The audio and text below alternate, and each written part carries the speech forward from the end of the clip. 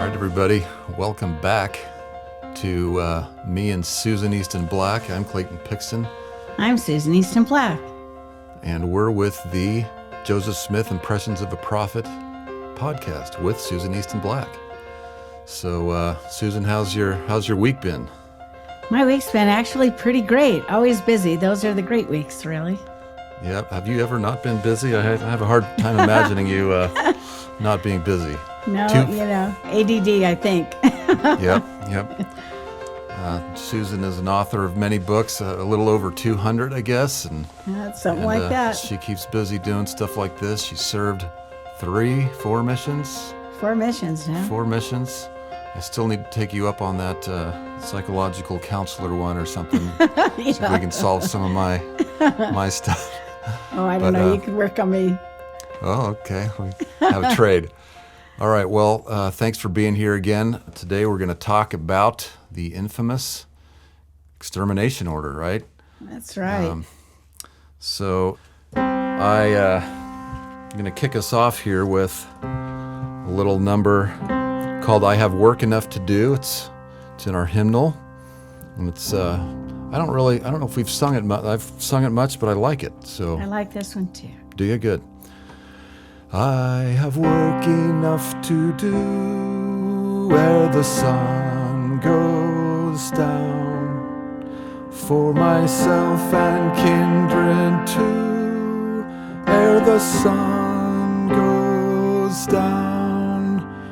Every idle whisper stilling, with a purpose firm and willing, all my daily tasks fulfilling, ere the sun goes down. Oh, that was great. Thank you. I'm always very choosy with my notes. Anyway. All right, guys. Well, you're probably thinking, man, I'm getting all this stuff for free. I'm learning about the church. You used to have to pay tuition to get these lectures, Susan. That's right. Thanks to you, we're sending it out to the world.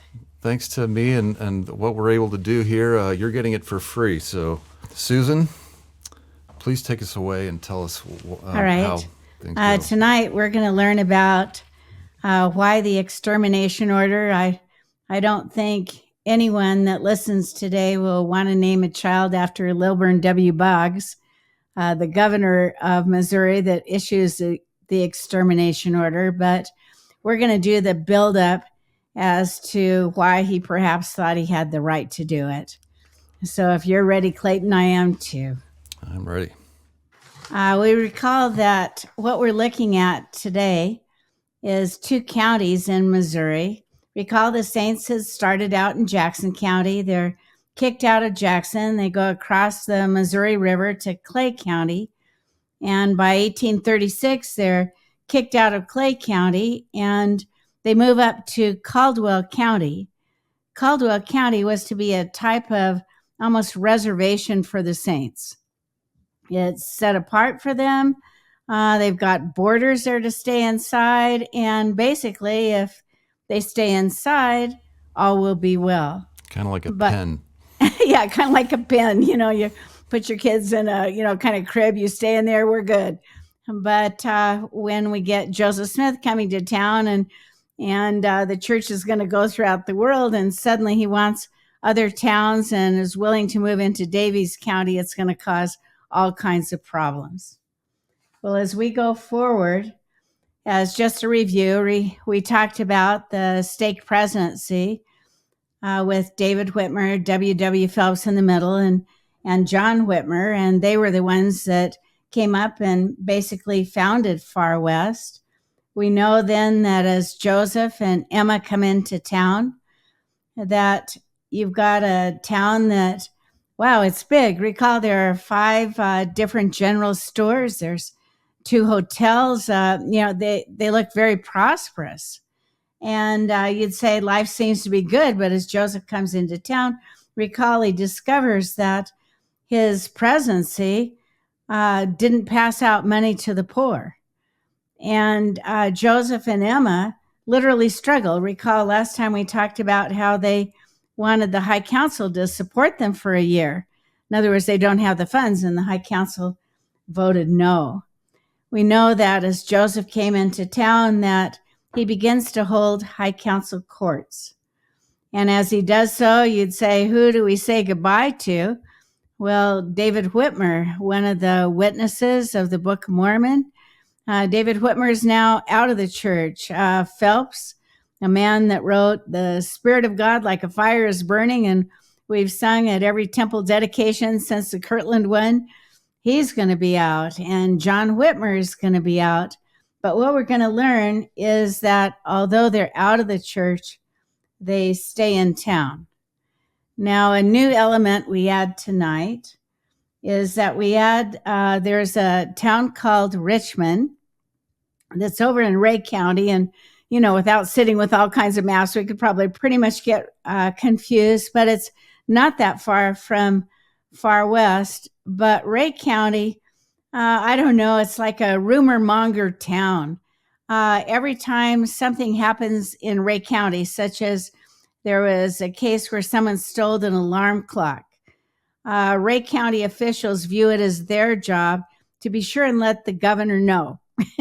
And that who's doing it? Well, it's the Latter-day Saints in Far West or their little communities. And whenever anything is stolen, where there's a disruption, where there's any kind of fight, off goes some kind of letter or missive to Lilburn W. Boggs, the governor, saying, we are very concerned. The Latter-day Saints are on the, like they're trying to start conflict, even kind of a war. And so Richmond, close by, obviously very nervous that so many Latter-day Saints are gathering over in Caldwell County. And what kind of effort, if any, I guess, was there to be like, these are some wild claims. Let's go to the Latter-day Saints, not the disaffected ones, but the faithful. Right. I mean, it seems like today it would be just an obvious, phone call, text, hey, what's going on over there? But we can find no direct contact with the Latter-day Saints. But you've got Boggs with a eager ear to listen to what is the next complaint that's coming his way. That's the impression I get. Yeah. So we look at the Latter-day Saints and you say we begin to set up new settlements. And one of the big settlements, of course, will be Adam-on-Diamond, as Joseph's come into town and he now views that kind of border around Caldwell County, a reservation for the Latter-day Saints, much like Native American reservations. He views that there's no way we are spreading out. Now, our new settlements, how they did it, went like this. They used pretty much like a wagon wheel design. If you were to say, where's Far West? You'd say it's in the middle. And we're now founding other communities. Typically, you'd go out and they're always called spoke communities. So you'd say there's Far West, and every community they're going to try and found will be about 30 miles from the next, because it was viewed if you had a pretty fast horse, within a day, you could go from one community to the next and have a place to stay and food to eat. And so like a wagon wheel, with Far West being the center, the Latter-day Saints are going to found many little small communities that become known as the spoke communities. They're in Caldwell County and soon moving into Daviess County. Now, of all the spoke communities that kind of captures the imagination, the fantasy, the feelings of the saints as the years have come and gone, that you see saints, if they go to visit Far West, they'll say, well, we can't leave until we've seen Adam-on-Diamond. And Adam-on-Diamond, one of the very few words that I know in Adam's language. So you go, hey, are you bilingual? I go, oh, sure, Adam-on-Diamond, right? But Adam-on-Diamond, we'd say, was the place where Adam gathered his posterity and told them all things that would happen through what we now call time, right? And Adam-on-Diamond, at some future date, will be an amazing gathering of 144,000 high priests. And all the leaders of the various dispensations will return and, hand their keys, their authority, all coming back to Adam. I've always thought, well, I want to be the news reporter there. Noah, take it away. How bad was that flood? And all the ones that will be coming. So Adam on Diamond, very important as they were setting up their new settlements, and a fledgling settlement, but actually big enough that a new stake presidency is called in Adam on Diamond. So it wasn't one of those really smaller settlements like Hans Mill, but it's a fairly well-established settlement. And at some point in our history later on, will become even more significant. Well, one of my favorite places. Yeah, favorite places, right? It's great. Good. Yeah. So you'd look and you'd say, well, what comes out of Far West? We learned last time tithing comes out of Far West. So if you enjoy playing tithing, you can say, well, that comes out of Far West. And I personally have been blessed for paying tithing. And the official name of the church, you start out as the Church of Christ, and they come up with different names. But the Lord then, by revelation, gives the full name of the church. And no more nicknames. The Church of Jesus Christ of Latter-day Saints. That's something really great that comes out. Well, back to our story and the time frame. What we're going to find then is that those that have been cut off, they called it cut off back then, or excommunicated from the church, they chose to remain in Far West. They have houses, they have property, they actually have businesses that someone's running for them, and they're staying there. So David Whitmer's there, Thomas B. Marsh is there, Orson Hyde is there. All these ones where courts have been held, they remain in Far West. Now, you can imagine they've got a lot of negative things to say about the church and Joseph Smith, and obviously having an impact on their faithful neighbors. You can think your faith is really strong until your best friend starts pointing out things and you go, huh? And before you know it, you got to know where you stand to be solid. But they remain in town, and it becomes an irritant to some. No one, it seems, more than Sidney Rigdon. So Sidney Rigdon, Samson Avard, and others form a group called the Danites, or the Sons of Dan.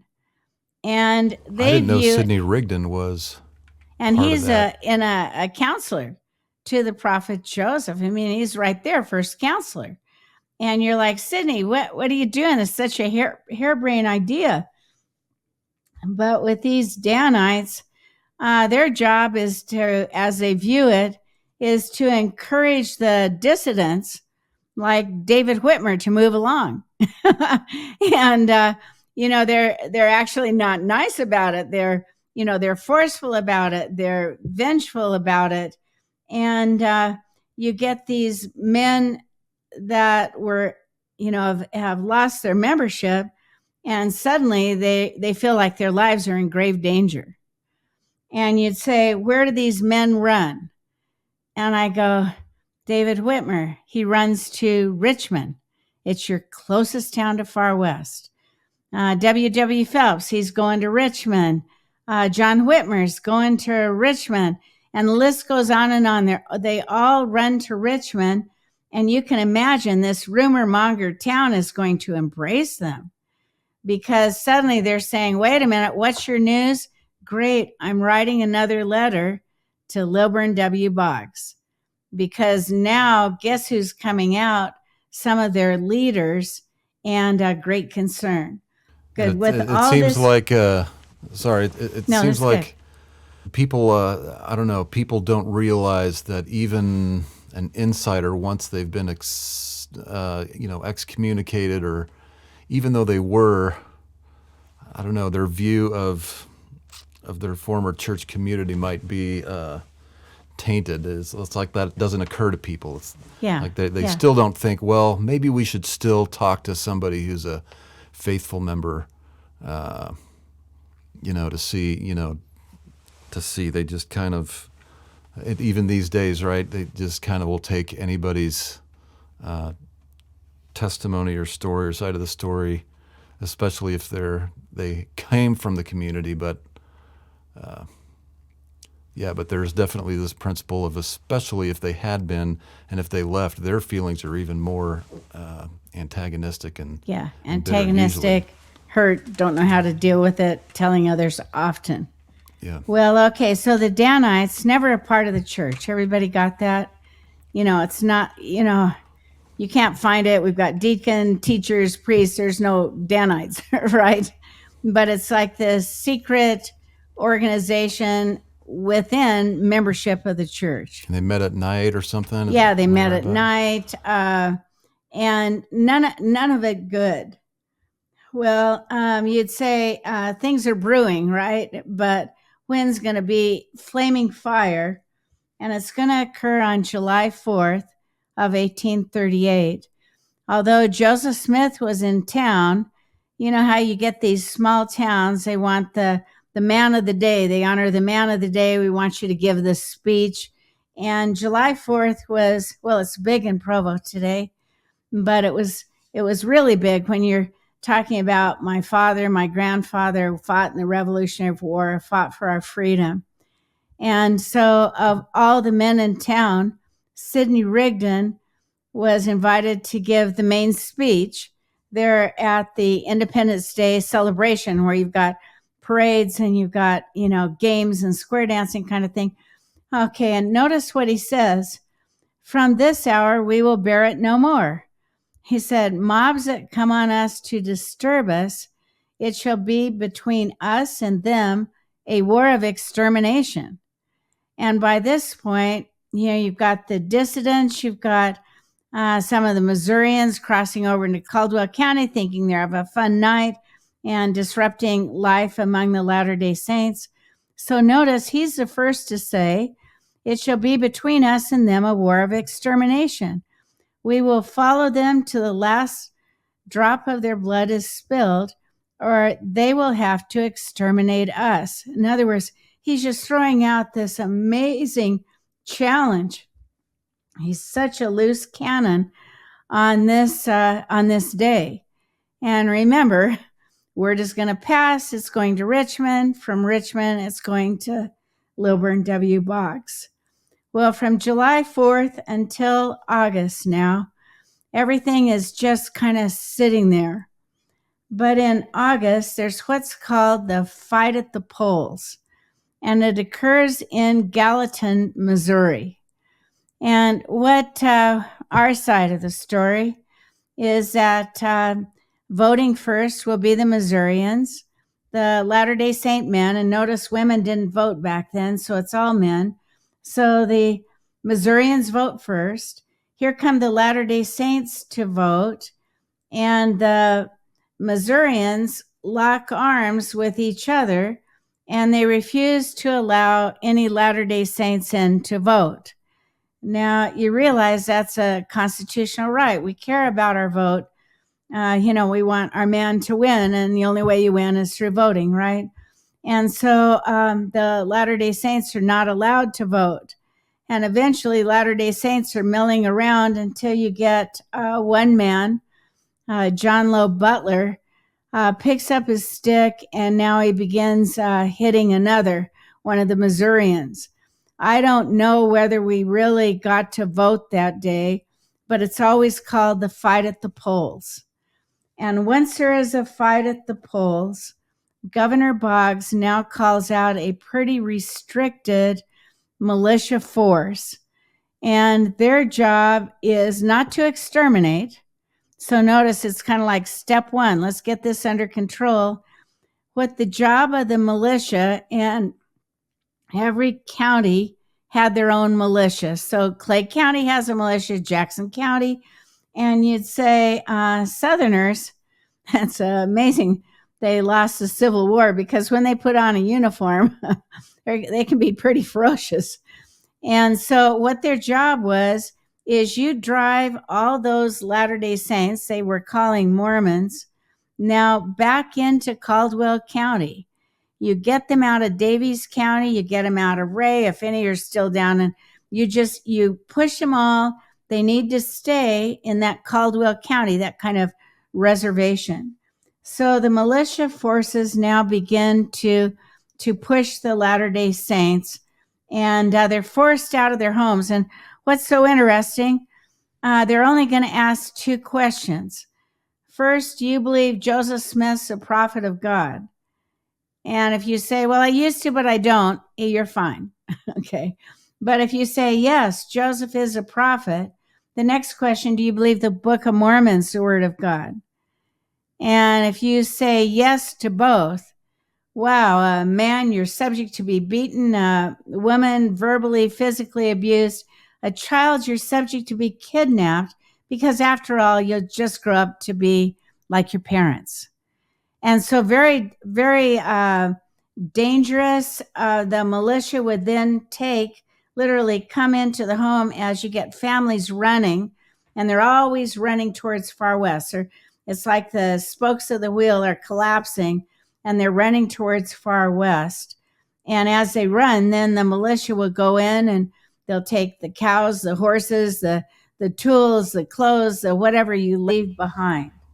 This sounds always sounds to me like the Zoramites who, after Alman Amulek had preached to them, they kind of found out the minds of the people, and if they kind of waited till the end in that case, and when they knew who believed in their word, they kicked them out of the city. Yeah. Yep. Yes. So like it. Well, at some point, you'd say, who's the man in charge of this operation to literally push and pull and get all the Latter-day Saints back in Caldwell County? His name is John Clark. Where is he from? He's from Richmond. And he's then the number one man that Governor Boggs has put in charge of this push him forward to Caldwell County. Well, at one point, the Latter-day Saints have had it. They don't want to keep being pushed. In other words, we're hearing what you did to our friends in the other little community. And as we begin to hear this, we're going to fight back. In other words, we're not going to move. And the dates here become important only because of how fast it moves. So Latter-day Saints were being pushed until October 25th, 1838. And the Latter-day Saints will make a stand. And the stand will be at a river called Crooked River, and it's always called the Battle of Crooked River. Is there a town that's near that? It's pretty close to Far West, actually. Okay. So that's where the stand will be. The leader of the Latter-day Saint forces will be David W. Patton, an apostle who is called on this occasion Captain Fear Not. In other words, he is going for it. There will be shooting on both sides. There will be death on both sides. One of those that will die from the wounds of that battle will be David W. Patton. And when they carried him to his home, they were giving him priesthood blessings. And he was literally motioning. He wanted hands off the head. He was ready to go. So October 25th is our first fight back. And at that point, we'd say, what is the letter? And it's called an affidavit. What is the letter affidavit that goes forward that literally turns Boggs' hands? Notice he has the militia on the trail. They're moving quick. But what will turn it into an extermination order will be an affidavit sent by two former leaders of the church, Thomas B. Marsh, and the second signature will be Orson Hyde. And they now send indicating that about Joseph Smith, they viewed Joseph Smith as a modern Mohammed, and that he is arming Indians, that he has 14,000 guns. I mean, they just go off on all of this. Well, okay, Governor Boggs, what's he going to do? Notice what he has. He's been hearing all these rumors coming from Richmond. He's now got dissidents that have run on to Richmond. He's now hearing that there's been a battle. The Latter-day Saints are fighting back. And Governor Boggs now issues what's called the Extermination Order. So notice how quickly it comes. October 25th is our first fight back, Battle of Crooked River. 2 days later, you get, here's Governor Boggs, October 27th, 1838. And notice what he says in his order. He says, here's your big line, that the Latter-day Saints must be driven from the state. In other words, there is no place in this state that Latter-day Saints can live. And notice what we're talking about. I mean, Missouri, you've got St. Louis. You've got other towns, Independence. I mean, we've got, kind of Missouri's built up on the edges. But he's saying they must be driven from the state. And you're talking about people who trace their heritage, many of them to Revolutionary War heroes, and some of the Latter-day Saints that actually fought in the War of 1812. But notice the choice. You drive them from the state, or he now gives license to his militia to exterminate them. In other words, you have a choice. You can keep driving them. This time, you're not just driving them to far west, but you are to drive them out of the state. And then at your will, you could exterminate them with basically no questions asked. And it's a legal right to kill. Yeah, so obviously totally unconstitutional. How long did it take for, I don't know, Missouri or whatever to be like, oh, wait a second. I actually went back there at one point when the governor finally took it off the books. But I can remember as a kid going through Missouri, and, Dad would stop at the border and say, we're entering Missouri. What are you going to do if somebody asks you, is Joseph a prophet? Is the Book of Mormon the word of God? And, then it was David O. McKay was the prophet. And you're like, oh, drive fast. I want to survive this state. So never enacted, but stayed on the books for a long time. What do you mean never enacted? I mean, once the Saints have left the state and some were exterminated, then you'd say you can look in the 1850s and the 20th century. You don't find anybody going back on this book saying, hey, we killed him, because that's still on our books.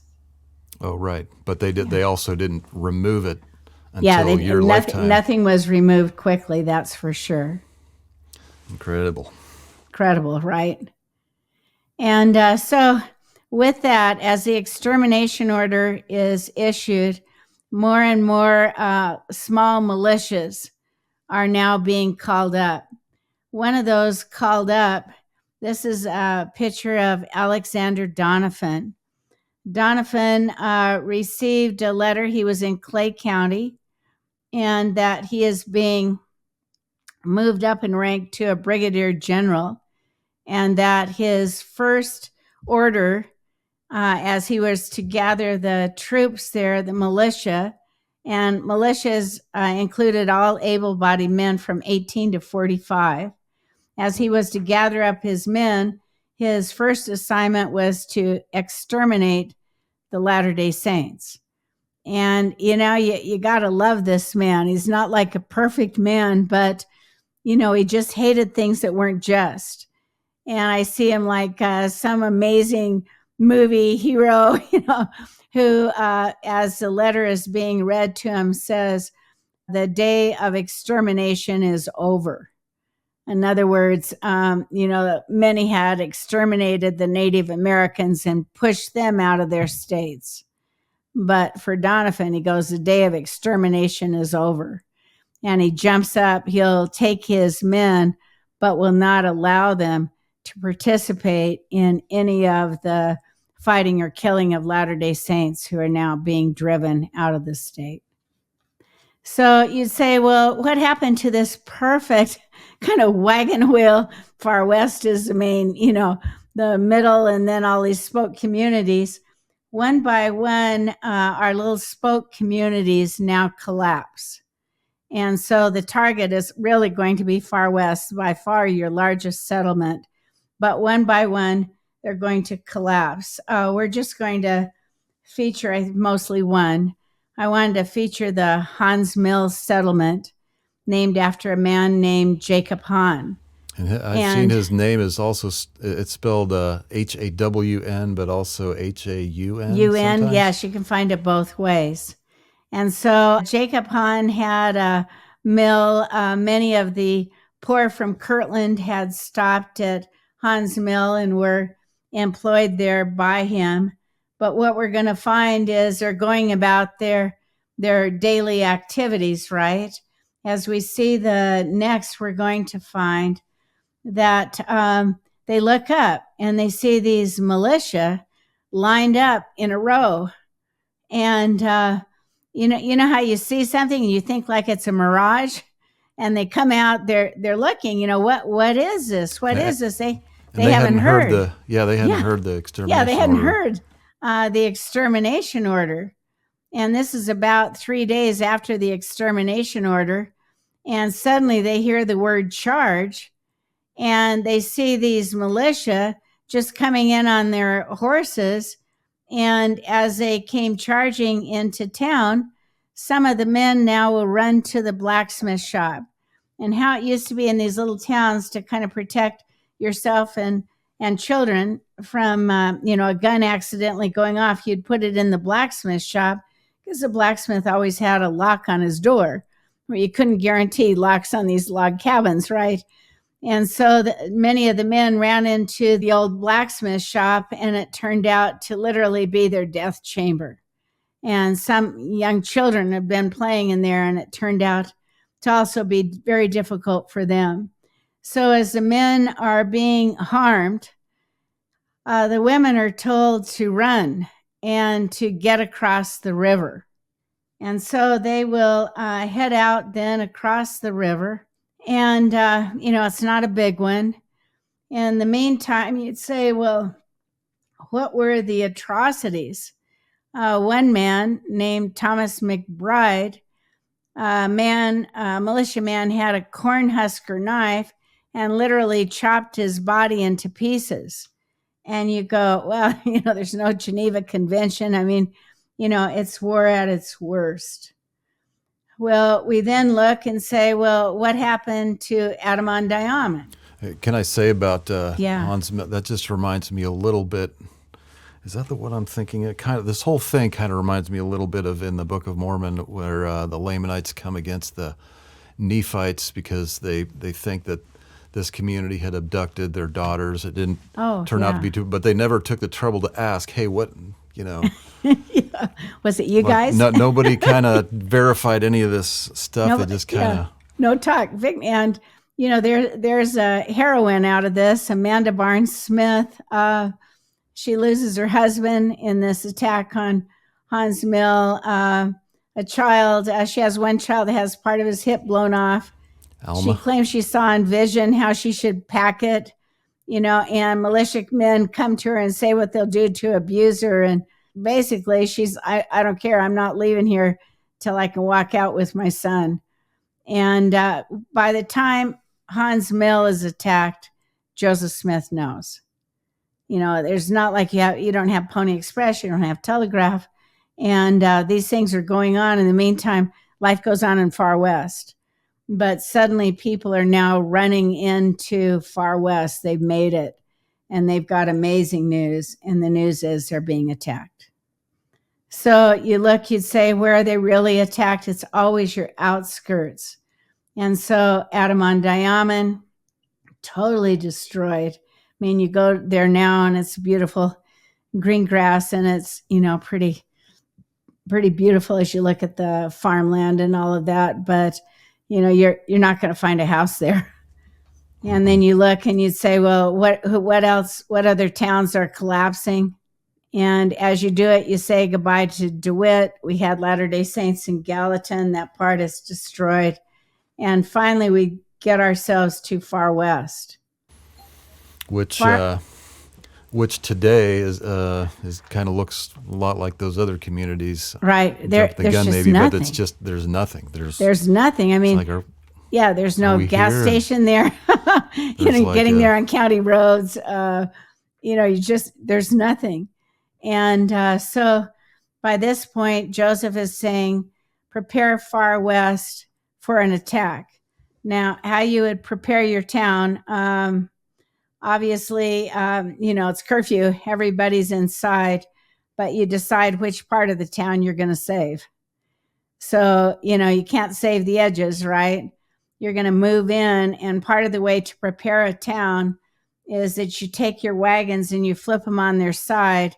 And it's like, I flip my wagon, Clayton, you flip yours. And pretty soon we've got a little fort around the area we're going to save. And you got your men with your guns. This is a part. And so far west, they're willing to give up some of the town, but obviously they're going to save the center because the center is where you have all of your business communities. It's kind of like those little town squares going around the edge. mm-hmm. So closer you are to the center, the better chance of being prepared. So as far west is being prepared, the militiamen now move in and they are surrounding far west. And by this point, Joseph knows that these other communities are gone. And as they surround his town, Joseph turns to this man whose name is George Hinkle. And George Hinkle was actually the head. He's doing a weird wave. I'm not quite sure he's, but it's the only picture we have of him. But he's so he's the head of the militia there in Caldwell. Joseph asks him to, get your troops. He's the one militia that Boggs didn't call out, but now he's got his troops. He's preparing the town, and he decides to go out and talk to the military leaders. In other words, white flag. You kind of have a no man's land, and then here's your militia coming around. And he goes out to talk to them to ask, what can we do to save Far West? In other words, Far West isn't a fledgling settlement like Hans Mill, but Far West is a pretty built-up town for its time period. And the answer is, you give us the following men as prisoners, and we'll spare Far West.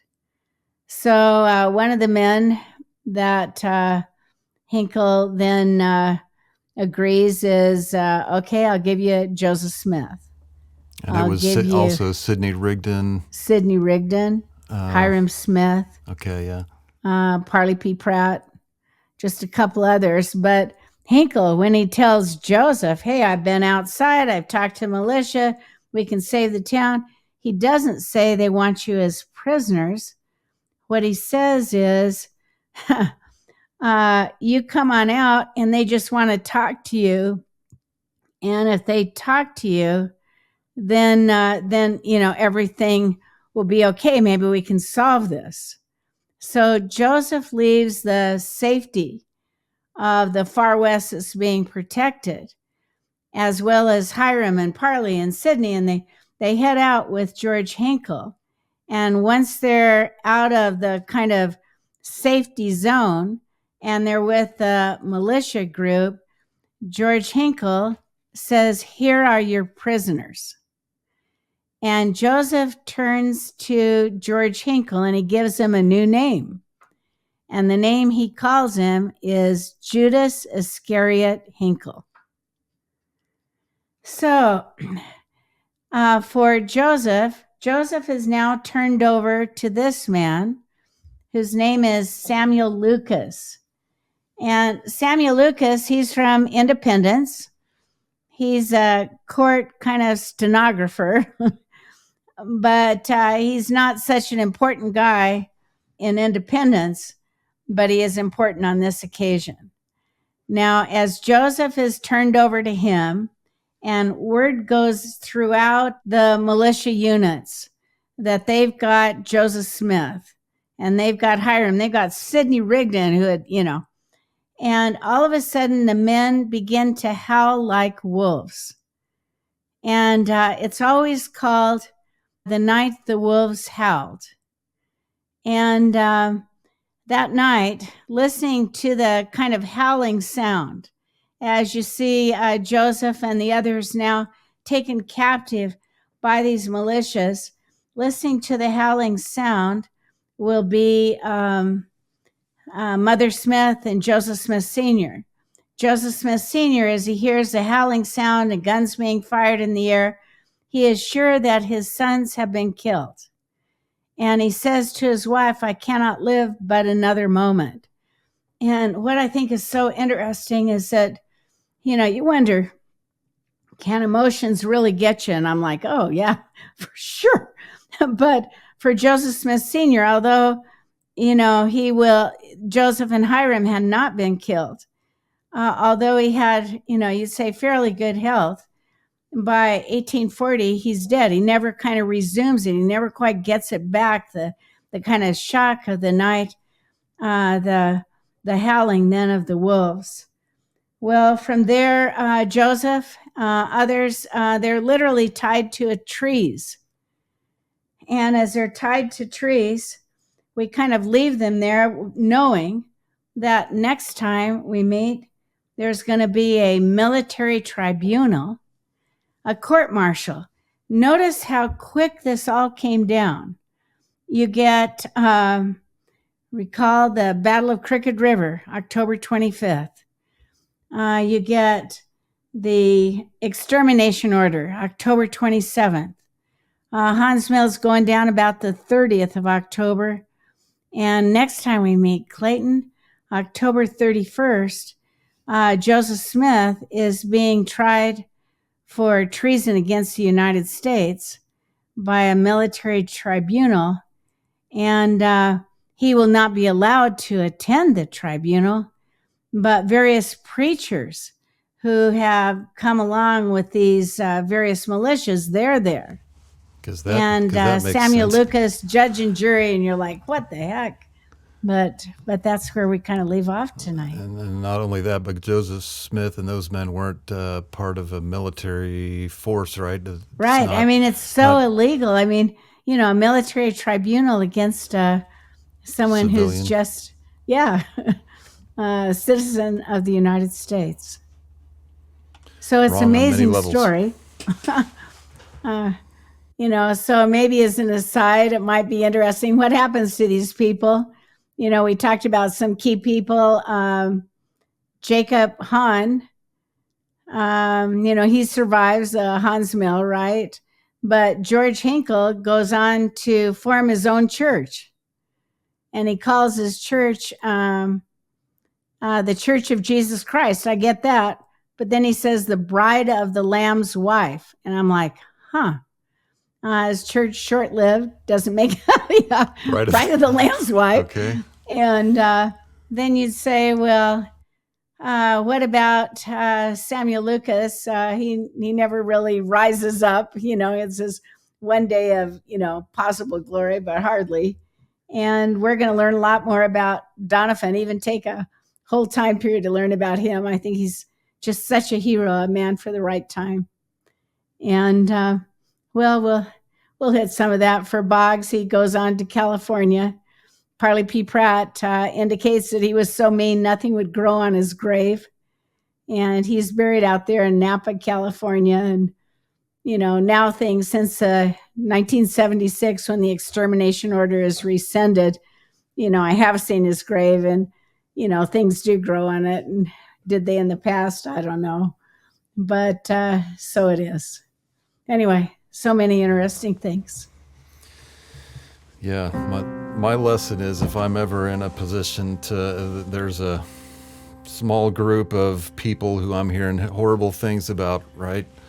And, something needs to be done about them. It's just outrageous. And I'm going to be like, okay, let me pause here.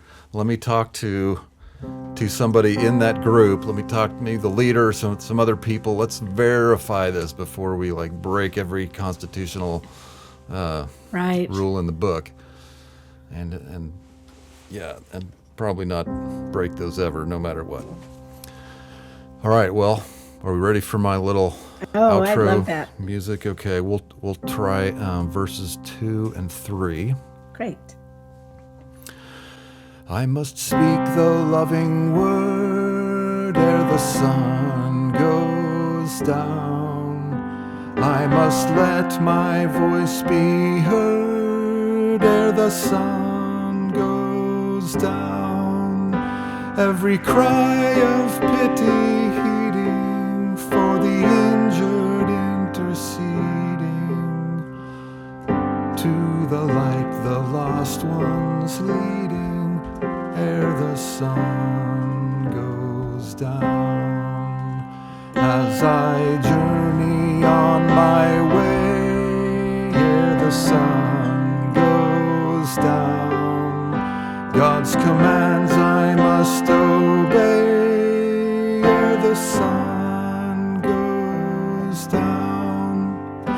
There are sins that need confessing, there are wrongs that need redressing, if I would obtain the blessing ere the sun goes down. All right, guys, thank you again for being here. You can find more out about some of Susan's writings if you look up wherever you buy books and stuff. You might check out the new fancy shiny one, Joseph Smith, Impressions of the Prophet. Susan, what else do you have to tell our listeners before we sign off? Well, I think Clayton's great. We've had a lot of fun doing this, and we're going to get to the end of the line. We're well over halfway through. Yep, this is an amazing experience for me. For me too. All right, thanks, guys. We'll see you next time.